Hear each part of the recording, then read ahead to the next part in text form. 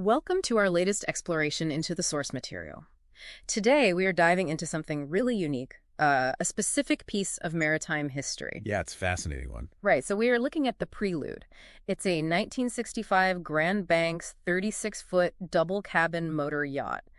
And if you've ever been around the Pacific Northwest, you know that smell of salt air and polished teak. Oh, absolutely. That distinct classic boat smell. Exactly.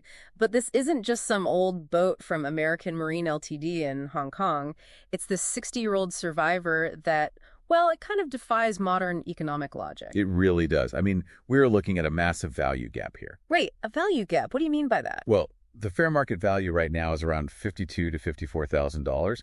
But if you wanted to replace it, like build it from scratch today, Let me guess, twice that.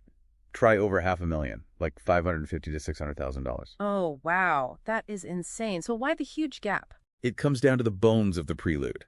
It has mahogany carville planking and teak decks. You literally just cannot source those materials easily anymore. Right, so it is kind of like a vintage, mid-century modern home. I mean, sure, you can build a new house with all this smart tech and whatever, but you just cannot replicate that old-growth wood and the hand-built joinery. Exactly.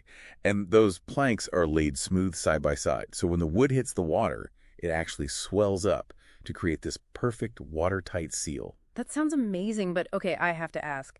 If it is such a masterpiece, why is it only $50,000?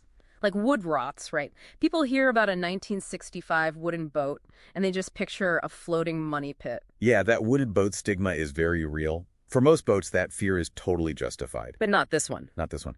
Because the Prelude had a massive structural refastening in 2016. They basically rebuilt the skeleton below the waterline. Okay, so what does that actually involve? They recocked it and replaced thousands of bronze screws that hold the mahogany to the oak frames.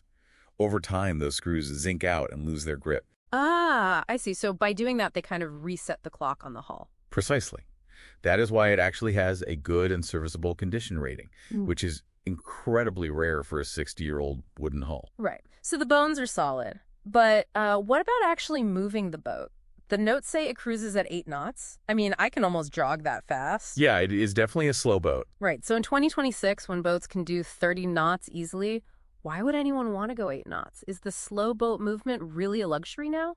Well, it is for the person who wants to disconnect. And you have to look at the power. It runs on twin Ford Lehman Super 135 diesel engines. And those are reliable. Extremely. They are like marine tractors.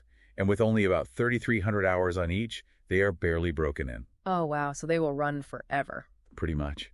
And when you pair that efficiency with the 400-gallon black iron fuel tanks and 140 gallons of water, you are set for extended cruising. So it is not just for day trips. You are actually meant to journey in this thing. Exactly. Right. Up to Alaska or through the San Juans. Okay, but I am assuming you aren't completely roughing it, right? Like, it has to have some modern comforts. Oh, definitely. You've got the Dickinson Newport propane heater and a Force 10 stove. Which, if you know the damp Pacific Northwest, a good heater is basically survival equipment. It makes it a home. Yeah, and it has unseen upgrades, too. There are Blue Seas electrical panels and a Markin next-generation generator with only 91 hours on it. Wait, 91 hours? That is basically brand new. Exactly. Plus, they just tackled all the ready-to-go maintenance, like renewing the hoses and the rudder packing glands. So you can just get in and go. But I noticed one detail. It has been kept in covered moorage in fresh water. Is fresh water really that big of a deal? Huge. Salt is a wood killer. When salt water dries in the wood, the crystals expand and tear the fibers apart. Fresh water stops that completely. Ah, that makes so much sense. And being covered protects the exterior brightwork and paint from UV rays.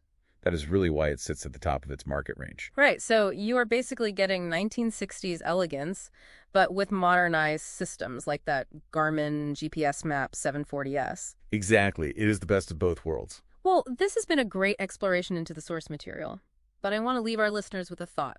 Imagine you take the Prelude out tomorrow, steady at 8 knots with 400 gallons of fuel behind you. Sounds like a dream. Right. But would you be stressing over your destination? Or does a wooden boat like this finally force you to confront the fact that we have just forgotten how to simply be in the middle of the water?